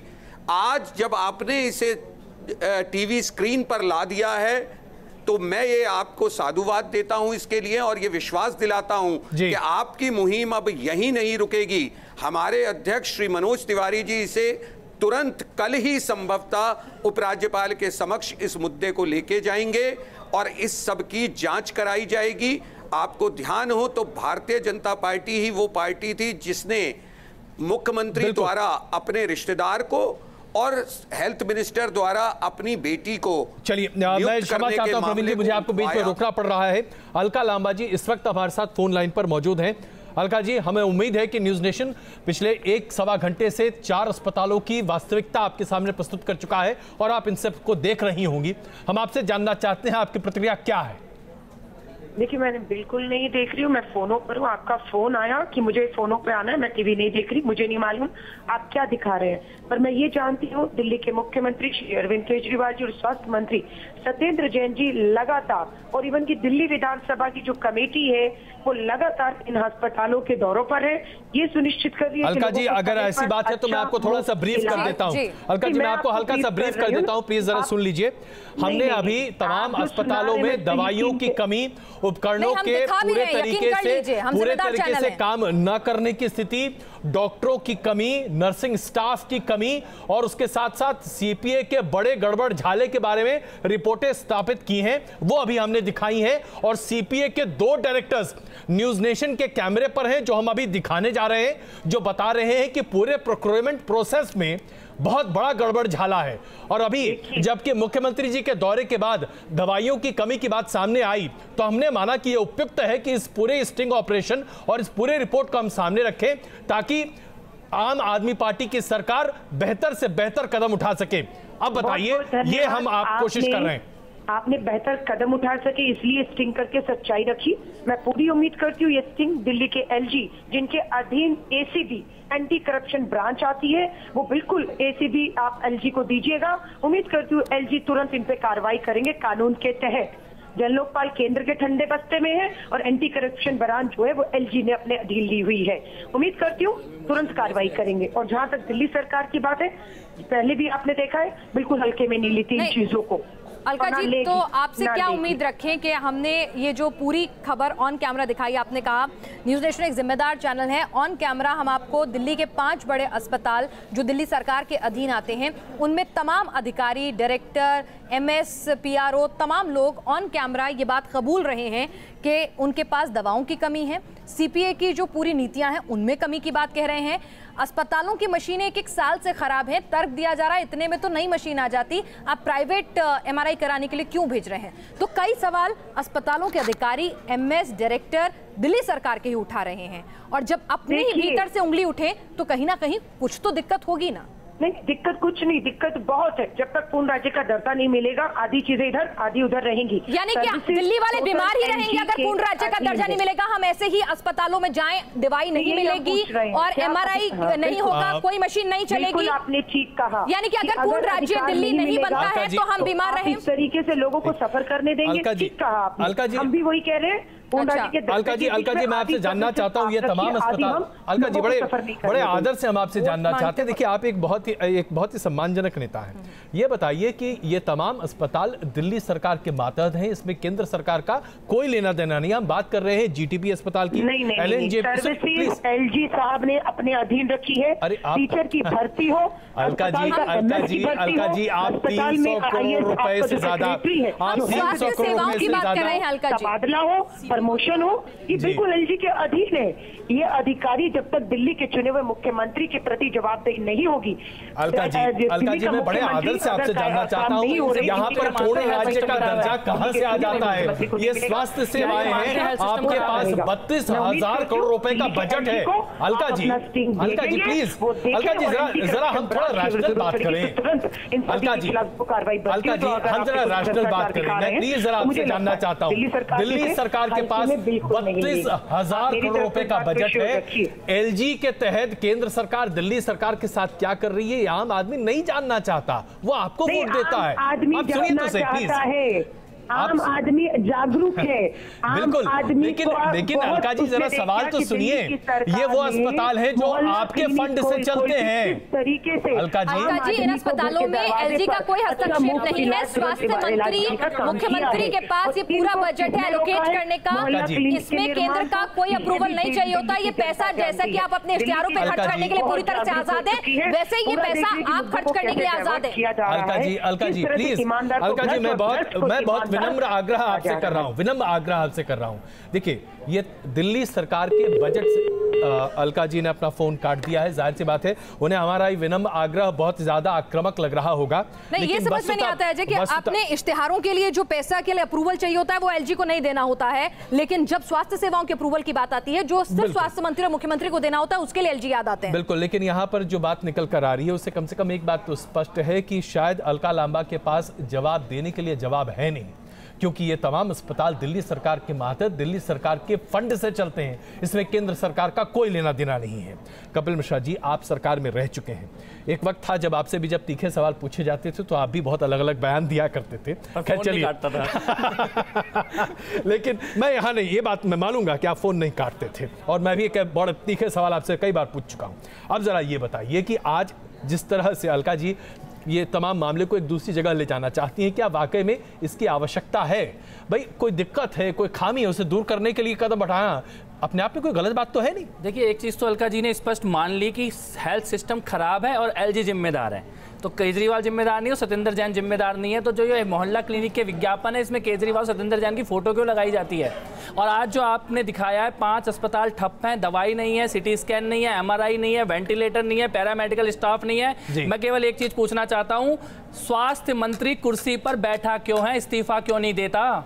LG चला लेंगे सरकार। सत्येंद्र जैन को यह रिपोर्ट देखने के बाद तुरंत इस्तीफा देना चाहिए, और अगर नहीं देते हैं तो केजरीवाल को उनका इस्तीफा लेना चाहिए, वरना इन घोटाले की जिम्मेदारी दोनों की बनती है। ये बिल्कुल स्पष्ट बात है। आपने महत्वपूर्ण बात यहाँ पर कही, और हमने सत्येंद्र जैन से कैमरे पर बात भी की है। विनीता, सत्येंद्र जैन से बात की गई, क्या कहा उन्होंने सीधे तौर पर ये कहा कि 100% दवाइयाँ जो हैं वो अस्पताल में मौजूद हैं, और तस्वीर जो है वो साफ साफ आप देख रहे हैं कि किस तरह से कमी है बेहद दवाइयों की, और वो इस बात को कतई नहीं मान रहे हैं कि दवाइयाँ वहाँ पर कमी है। उनका कहना है कि पिछले कुछ वक्त में डबल फुटफॉल हो गया है, यानी कि अचानक से बिल्कुल पेशेंट जो हैं वो दोगुने हो गए हैं। ये अभी से नहीं हुआ है, ये सालों से चल रहा है कि दिल्ली में दिल्ली का पेशेंट भी आता है, दिल्ली के NCR यानी कि हरियाणा से, राजस्थान से, उत्तर प्रदेश से, सब जगह से, और आज से नहीं शुरू से आ रहा है। तो उनका ये कहना था कि उसकी वजह से दिक्कतें ज़्यादा हैं, क्योंकि बड़े अस्पताल में दिक्कत होती है कि फुटफॉल ज़्यादा होता है, लेकिन ऐसा नहीं होता है कि दवाइयाँ जिस तरह वो साफ साफ नकार रहे हैं कि 100% दवाइयाँ जो है पूरा है स्टॉक, लेकिन तस्वीर आपने अजय देखा कि पूरी तरह से साफ साफ दिखाई दे रहा है। बिल्कुल, इसमें कोई शक नहीं है। और आइए अब आपको दिखा रहे हैं, हम लगातार दिखा रहे हैं ऑपरेशन लाइफलाइन, जिसके जरिए हम आपको बता रहे हैं कि दिल्ली के अस्पताल किस खस्ताहाल स्थिति में हैं। दवाइयां नहीं हैं, तो तमाम औजार हैं वो चलने के बेकाबिल हो चुके हैं, डायग्नोस्टिक्स फेल है, रेडियोलॉजी फेल है। ऐसा लग रहा है जैसे कि पूरे दिल्ली में स्थिति बद से बदतर है। और सबसे अफसोसनाक बात यह है कि जब आम आदमी पार्टी के नेताओं से संपर्क साधने की कोशिश कर रही है तो आधे से ज्यादा तो फोन पर आने के लिए राजी नहीं है, हमारे कार्यक्रम में शरीक होने के लिए राजी नहीं है। और जब जवाबदेही तय करने के लिए उनकी एक नेता आगे आई, अलका लांबा, तो उन्होंने साफ जिम्मेदारी लेने से इनकार कर दिया और बात को एक नई ही दिशा में मोड़ दिया कि जब तक पूर्ण राज्य का दर्जा नहीं मिलेगा दिल्ली की स्वास्थ्य सेवाएं बेहतर नहीं हो सकती, यानी कि जिम्मेदारी भी नहीं ले रहे हैं, गलती भी नहीं मान रहे। बिल्कुल, आइए अब आपको हम दिखाते हैं सीपीए का गड़बड़ झाला। सीपीए यानी कि सेंट्रल प्रोक्योरमेंट एजेंसी। ये एजेंसी अरविंद केजरीवाल की सरकार ने नहीं बनाई, ये एजेंसी पहले से चली आ रही थी, जो कि तमाम अस्पतालों के दवाइयां और बड़े बड़े उपकरणों के खरीद के लिए एक एजेंसी है। लेकिन इसके साथ साथ सभी अस्पतालों को यह अधिकार रहा कि वो खुद अपनी खरीद कर सके अपनी जरूरतों के आधार पर, और उसका सैंक्शन मिलता रहा। हाँ, फर्क सिर्फ यह आया कि अरविंद केजरीवाल की सरकार आने के बाद सीपीए को आधिकारिक तौर पर ज्यादा ताकत दे दी गई और अस्पतालों के पास वो लिमिट बहुत कम कर दी गई जिससे वो अपने लिए उपकरण और उसके साथ साथ दवाइयां खरीद सकते थे। अब सीपीए ने जिस तरीके से पिछले 3 साल में पूरे सिस्टम को तबाह कर दिया, उसकी स्थिति ये है कि अब न तो अस्पतालों में दवाइयां हैं, न ही उपकरण है, और उसके साथ साथ अस्पतालों की बदहाली अब बता रही है कि मरीजों के पास प्राइवेट में इलाज कराने के अलावा कोई रास्ता नहीं है। यह बात अलग है कि अरविंद केजरीवाल की सरकार अब तक करोड़ों रुपए, 100 करोड़ रुपए सीपीए के जरिए खर्च कर चुकी है। आखिरकार यह पैसा कहां जा रहा है? वो सरकार जो ईमानदारी की बात करती है, आज उस सरकार के ऊपर यह जिम्मेदारी बनती है कम से कम यह जांच करने की कि आखिरकार उसके द्वारा खर्च किया गया पैसा किसकी जेब में जा रहा है। सीपीए का गड़बड़ झाला देखिए 2 डायरेक्टर्स न्यूज नेशन के कैमरे पर। सीपीए यानी सेंट्रल प्रोक्योरमेंट एजेंसी, दिल्ली की वो संस्था जिसके कंधों पर दिल्ली सरकार के अस्पतालों में सभी किस्म के संसाधनों को मुहैया कराने की जिम्मेदारी है। सीपीए तक पहुंचकर ये जानना जरूरी था कि सिस्टम में ऐसा कौन सा पेच है जिसके चलते दिल्ली सरकार के अस्पतालों में दवाओं या मशीनों की कमी होती है और फिर मरीज परेशान होते हैं। सीपीए के इक्विपमेंट डायरेक्टर एसएस गंभीर ने जो कुछ बताया उससे लगा कि अफसरशाही, तबादले और हड़ताल जैसे फैक्टर सीपीए के कामकाज की राह में रोड़े बनते हैं। 4 महीने पहले मैं आया हूँ यहाँ पर, ज्वाइन किया है, और पिछले साल 1.5 साल तक तो कोई टेंडर नहीं हुआ यहाँ पर। क्यों नहीं हुआ? अप्रूवल नहीं था। एक दीदी बैठी थी लेडी, आके उसने सब रोक दिया। हमारी मुलाकात सीपीए के डायरेक्टर मेडिसिन डॉक्टर विजय से हुई। डॉक्टर विजय के मुताबिक अस्पताल के पास अपना सामान खरीदने के पूरे अधिकार हैं और साथ ही उन्होंने सिस्टम के कुछ ऐसे पेज गिनाए जो खरीद का वक्त बढ़ा देते हैं। ऐसा है ना कि बहुत सारी चीज़ें हॉस्पिटल में छोटे बड़े चीज़ चाहिए, वो हॉस्पिटल केमिस्ट के पास 20 करोड़ 30 करोड़ सब दिए और पैसे दिए।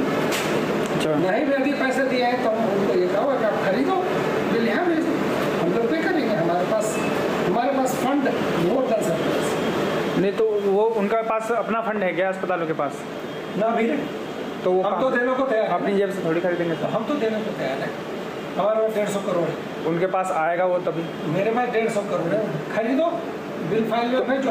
अच्छा, ये बात सही है कि मतलब कि अभी जो अस्पतालों को पावर दे दी गई है खरीदने की और ये सब करने की, पहले ही से थी, दे दी गई है। क्या स्टेटमेंट आप प्रेस वाले उल्टा हमसे पूछते हो? अच्छा, है ना? फिर कल कहोगे कि हाँ डॉक्टर विजय कुमार ने कहा कि दे दी गई है, पहले से थी। अच्छा, पहले से थी। हाँ। तो वो थी एक सीमित दायरे में कि 30 करोड़ 40 करोड़ का आप सामान खरीद सकते हैं। नहीं, अच्छा, उसमें कोई दायरा ही नहीं था। कि कितने का भी अनलिमिटेड खरीद सकते थे? 10 लाख रुपए का इक्विपमेंट, एक कॉस्टिंग 10 लाख रुपए तक का इक्विपमेंट खरीद सकते थे। अच्छा, ईच इक्विपमेंट 10 लाख बहुत बड़ी चीज़ होती है। नहीं, जैसे MRI की मशीन है वो तो जो MRI की मशीन तो 7-8 करोड़ चीज से हटके हो गई है क्या? MRI खरीदने के बारे में आप सोच रहे हो कि मेट्रो का लाइन बिछवा रहे हो द्वारिका से कड़कड़ डूबा जाए, वो चीज़ नहीं पूछो ना, वो तो यूनिक टाइप की चीज़ है। जीबी पंथ में वो खराब है, मोदी जी ने बुलेट ट्रेन लगाई, वो उस तरह का क्वेश्चन मत पूछो। नहीं तो वो खराब है जीबी पंथ में, काफ़ी समय से खराब है। जीबी पंथ खराब है, उसके लिए PPP मॉडल में 1 साल से काम चल रहा है। टेंडर किया, नहीं आया कोई, अब उसका चेंज हो रहा है, लोग लगे हुए हैं, उससे परेशानी काफ़ी हो रही है वहाँ। सिग्नेचर ब्रिज नहीं बना, परेशानी नहीं हो रही? ये तो है, हो रहा है ना। बेसिकली मैं जो जानना चाह रहा था सर, बस मैं इतना जानना चाह रहा था कि अस्पतालों में जैसे आपके यहाँ पे अस्पतालों में कोई भी किसी चीज़ की कमी होनी नहीं चाहिए, इतने पावर, इतने फंड है। सीपीए अधिकारियों की माने तो उन्हें कई बार अस्पताल से मांग मिलती ही नहीं, तो कभी इस खरीद फरोख्त का तरीका इतना लंबा हो जाता है कि सामान आने में देरी हो जाती है। लेकिन इस लाल फीता शाही या ये कहें कि अफसरशाही और लंबी कागजी कार्रवाई के चलते नुकसान मरीजों का होता है। दिल्ली के तमाम सरकारी अस्पतालों में दवाइयाँ और उपकरण कराना सीपीए की जिम्मेवारी थी, लेकिन सीपीए इस काम में नाकाम साबित हुआ है। और वहीं सीपीए के अधिकारियों से जब इस बारे में हमने जानना चाहा तो उन्होंने कैमरे पर बोलने से साफ इनकार कर दिया। वीडियो जर्नलिस्ट सुमित कुमार के साथ सहयोगी वीरेंद्र वशिष्ठ और विनय यादव के साथ राम कुमार, न्यूज़ नेशन, दिल्ली। चलिए, तो सीपीए के अधिकार क्षेत्र बढ़ा दिए गए, क्या वही समस्या की वजह बन रहे हैं? कपिल, क्या यही दिक्कत हो रही है कि मैं आपको बताता हूँ, दिक्कत ये नहीं है कि अधिकार क्षेत्र बढ़ा दिए गए, दिक्कत ये है कि अस्पतालों के अधिकार कम कर दिए गए। जरूरत पड़ने पे जो अस्पताल दवाई खरीद सकता था वो मना कर दिया गया। दवाइयाँ एडवांस में खरीदी गई जिनकी उस वक्त जरूरत नहीं थी, वो दवाइयाँ खरीदी गई जो अस्पतालों को चाहिए नहीं थी। अस्पताल के डायरेक्टर्स के ईमेल कह रहे हैं कि हमें दवाई नहीं चाहिए, मंत्री के कहने पर खरीदी जा रही है। आज स्टॉक में दवाई खरीदी हुई दिख रही है, गोदाम में सड़ चुकी है, अस्पताल को मिली नहीं है, और केजरीवाल अस्पतालों में जा जाके पूछते हैं दवाई कहाँ है, दवाई कहाँ है, दवाई कहाँ है, और लोगों को दवाई नहीं खरीदने के पैसे भी सरकार के पास नहीं है। कपिल जी, अगर समझे तो आप सीधे ये कह रहे हैं कि पूरा का पूरा मामला फर्जीवाड़ा है। एक भयानक फर्जीवाड़ा हुआ है जिसमें मंत्री की सीधी डायरेक्शन थी और मजबूर किया गया था कि इन दवाइयों को खरीद के शाम तक उठा लो, और इसीलिए आज दवाइयां गायब हैं। हरिशंकर गुप्ता जी इस वक्त हरिशंकर गुप्ता जी इस वक्त हमारे साथ मौजूद हैं कांग्रेस से। हरिशंकर गुप्ता जी, ये ऐसा नहीं है कि सिर्फ न्यूज़ नेशन ने ये खुलासा किया, जबान पर हर किसी के दिल्ली में यही है जो अस्पताल के चक्कर लगा रहा है। सवाल ये उठता है कि अब इस पर राजनीतिक दल क्या करेंगे, आप लोगों की रणनीति आगे क्या होगी, हम ये जानना चाहते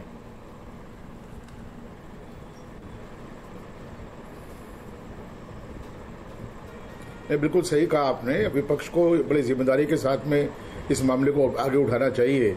इतना बड़ा खुलासा आप लोगों ने यहाँ पर किया है आज, और पूरी दिल्ली देश देख रहा है।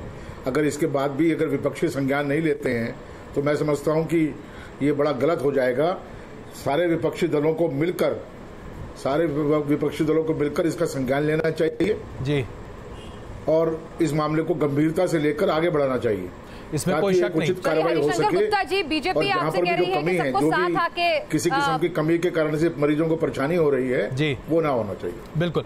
प्रवीण जी, पिनाज जो सवाल उठा रही थी वही सवाल मैं आपके सामने लेकर आता हूँ। हम बिल्कुल तैयार हैं इस प्रवीण जी, अगर कांग्रेस तैयार है इस मुद्दे को लेकर सड़क पर उतरने के लिए, आप कह रहे हैं कि आपके प्रदेश अध्यक्ष से लेकर कल कुछ ना कुछ बड़ा करने की योजना बना रहे हैं, मैं आपसे जानना चाहता हूं इस पूरे मुद्दे को लेकर, चाहे बीजेपी हो या कांग्रेस हो या तमाम अन्य पार्टियां, क्या करने जा रही हैं आप?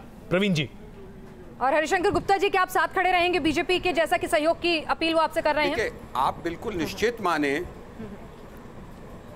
जी, देखिए हमें किसी भी राजनीतिक दल के साथ इस मसले को उठाने में सहयोग करने में आपत्ति नहीं है, मगर भारतीय जनता पार्टी ने सबसे पहले मोहल्ला क्लिनिक का घोटाला खोला था, सबसे पहले ये सारे घोटाले खोले थे, और हमारे अध्यक्ष मनोज तिवारी जी जैसा मैंने आपसे कहा है, कल ही उपराज्यपाल के समक्ष इस सारे मसले को उठाएंगे, और भारतीय जनता पार्टी इस मसले की अब जी। चलिए, आपसे आपके पास आऊंगी। सत्येंद्र जैन जो हैं दिल्ली के स्वास्थ्य मंत्री, वो क्या कुछ कह रहे हैं इस पूरे प्रकरण पर, आइए वो भी सुनवा देते हैं।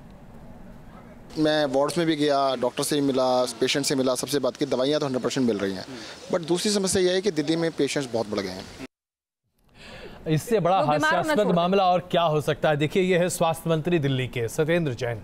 न्यूज नेशन ने जब इनसे सवाल पूछा तो कह रहे दवाइयाँ 100% है, कहीं कोई दिक्कत नहीं है। कोई दिक्कत नहीं तो हमारे कैमरे झूठ बोल रहे हैं क्या? नहीं, हम ज्यादा बीमार पड़ रहे हैं। सबसे बड़ी दिक्कत तो यह है कि आज वास्तविकता से मुंह मोड़ना ही लगता है सबसे बड़ी वास्तविकता बन गई है। मैं यही सवाल आपके सामने रख रहा हूं विनीता। सत्येंद्र जैन कह रहे हैं कि 100% कहीं कोई दिक्कत नहीं। भाई आप क्या कर रही थी? आपने फर्जीवाड़ा तो नहीं किया ना?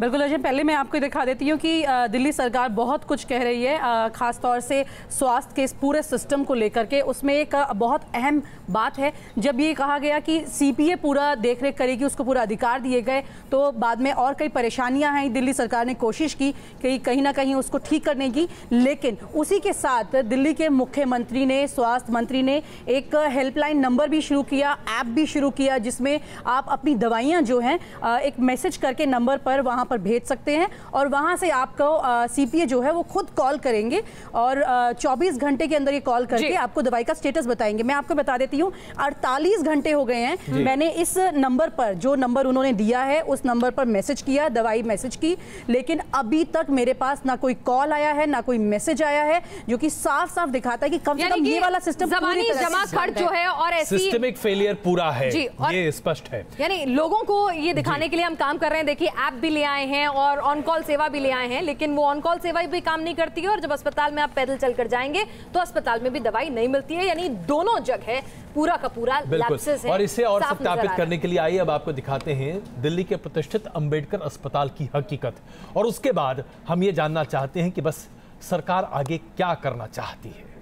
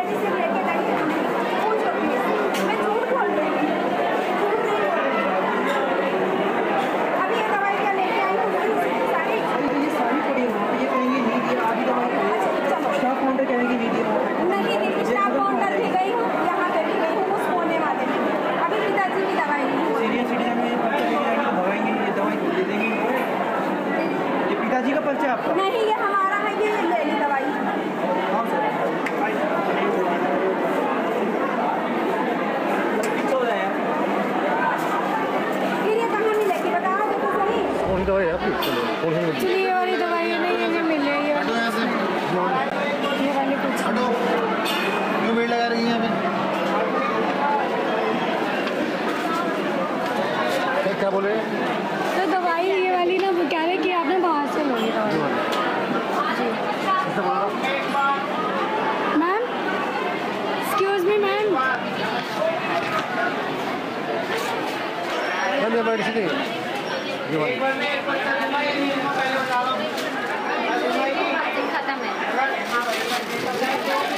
खत्म हो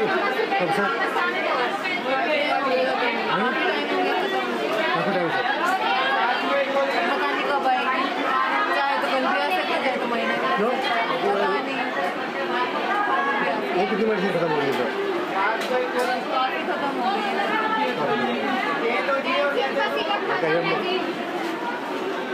केजरीवाल जी कह रहे कोई मेडिसिन कर रही होगी।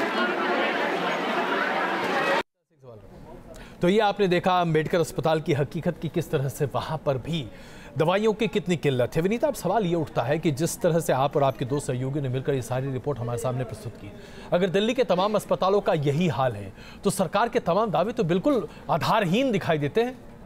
बिल्कुल आधारहीन है, क्योंकि जो तस्वीर सामने आ रही है वो हमारे कैमरे में कैद हुई है और बाकायदा 5 बड़े अस्पतालों में जाकर के ये पूरी तरह से रियलिटी चेक किया गया है कि वहाँ की स्थिति क्या है।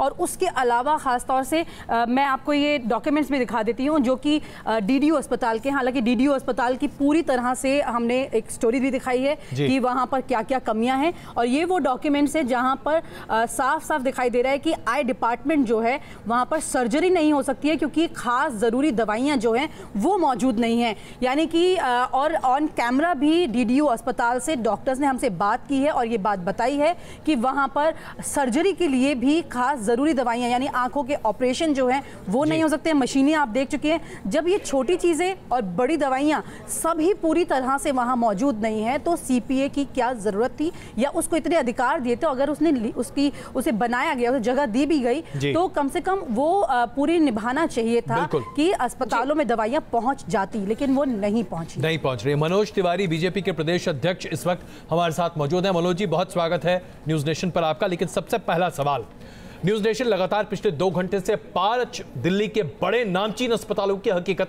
आपके सामने रख चुका। हम बता चुके कि दवाइयों की कमी कितनी है, उपकरण न के बराबर हैं, चल नहीं रहे, डायग्नोस्टिक्स ठप हैं। इसके बावजूद दिल्ली सरकार ये कहती है ताल ठोक कर कि अब तक जितने पैसे किसी भी सरकार ने खर्च किए उससे कम 5 गुना पैसे दिल्ली सरकार आम आदमी की सहूलियत के लिए खर्च कर रही है। आपकी पहली प्रतिक्रिया?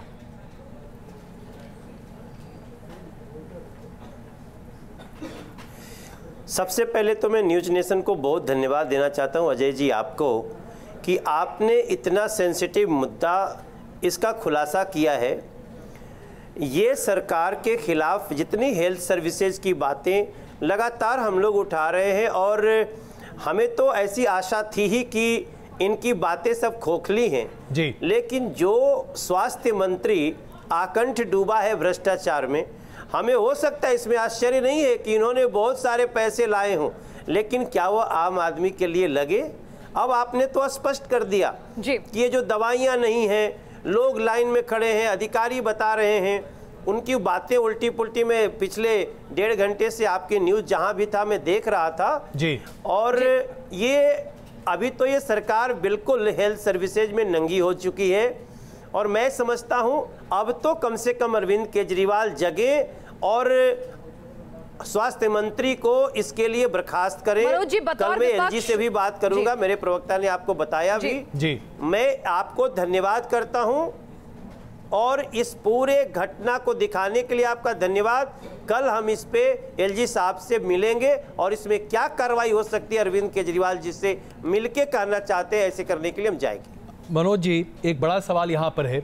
हमने दिल्ली के स्वास्थ्य मंत्री सत्येंद्र जैन जी से बात की, उनका एक लाइन का जवाब था 100% दवाइयाँ उपलब्ध हैं, कहीं कोई दिक्कत नहीं है। हाँ, ये ज़रूर है कि दिल्ली में मरीजों के फुटफॉल, जैसे कि मॉल में फुटफॉल कहते हैं, इस शब्द का इस्तेमाल हो, क्या फुटफॉल बहुत बढ़ गया है।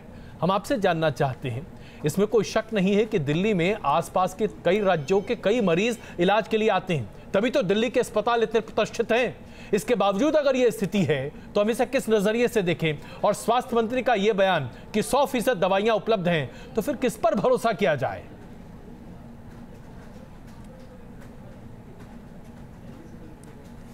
ये पूरी तरह से झूठी सरकार है।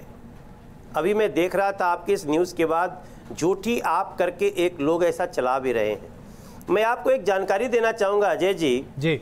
ये लोग आम आदमी पार्टी की सरकार बनने के बाद दिल्ली के 7 एमपी जो पहले इन अस्पतालों में वो पदाधिकारी होते थे, उसकी व्यवस्था को देखने के अधिकारी होते थे, सारे एमपी लोगों को हटा करके अपनी अपनी पार्टी के लोगों को अस्पतालों का प्रमुख बनाया।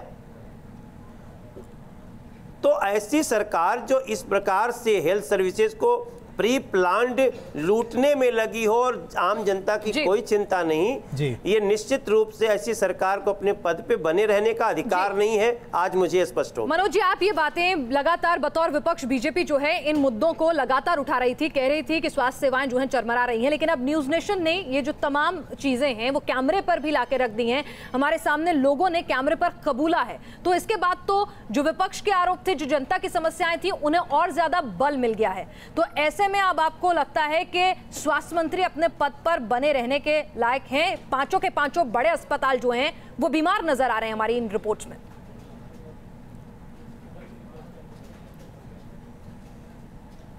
इन रिपोर्ट्स के आने के बाद उनको तो 1 मिनट भी अपने पद पे रहने का नैतिक योग्यता नहीं है। लेकिन जो व्यक्ति, जो मुख्यमंत्री लगातार ऐसे भ्रष्ट मंत्री को अपने गले में लटकाए हुए है, वो इतने बड़े खुलासे के बाद भी अब क्या करता है वो हमें कल देखने की जरूरत है। बिल्कुल मनोज जी, एक छोटी प्रतिक्रिया इस बात पर हम आपसे चाहेंगे। हम लगातार कोशिश कर रहे थे आज दिन भर से कि आम आदमी पार्टी का कोई न कोई प्रतिनिधि इस शो में हमारे साथ रहे। अफसोस की बात है कि ऐसा कोई प्रतिनिधि उनका मिला नहीं, लेकिन हाँ फोन पर जरूर अलका लांबा मिली और उन्होंने इस पूरे मामले को पूर्ण राज्य के दर्जे से जोड़ने की कोशिश की।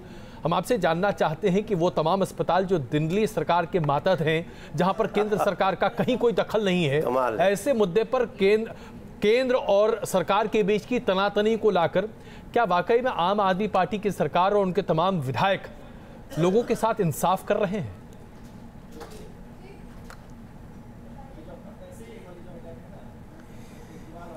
अजय भाई, मैंने लगातार दिल्ली के अनऑथराइज कॉलोनियों में, स्लम बस्तियों में मैं रह रहा हूं, गांवों में जा रहा हूं जी। आज इस दिल्ली के 2 करोड़ लोग न्यूज नेशन को थैंक्स कर रहे हैं क्योंकि आपने उनके दर्द को दिखा दिया। अब उनको अपने दर्द का कारण पता चला है। अभी तक उनको भी लगता था नहीं ये सरकार तो सब कुछ कर रही है, दवाइयां हैं, शायद इसके कहीं और गड़बड़ी है। आपने दिखा दिया ये सरकार की नीयत ही भ्रष्टाचार की है। आपकी लाइन को मैं अंडरलाइन कर रहा हूं।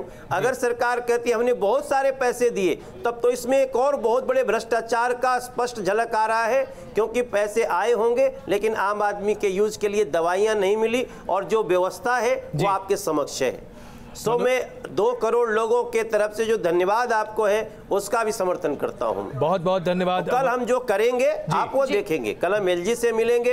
हम इस मुद्दे पे इस सरकार को छोड़ेंगे नहीं। बिल्कुल मनोज जी, हम उम्मीद कर रहे हैं। अजय जी, विनीता कुछ पूछना चाहती है मनोज जी से। मनोज जी, आपने भी गवर्नर एलजी से जब बात की थी और अपनी तरफ से आग्रह किया था कि सीपीए के जो दस्तावेज है उन्हें जब्त किया जाए, उन्हें सीज किया जाए, यानी कि आपको पहले से इसका अंदाजा है कि कहीं पर करप्शन है। और उसके बारे में क्या हुआ, उसके आगे क्या हुआ? अगर आप इस खबर को देखने के बाद उस बात को आगे बढ़ाएंगे और इस पर कोई सख्त कदम एलजी से उम्मीद करेंगे कि अब कम से कम उठाया जाए?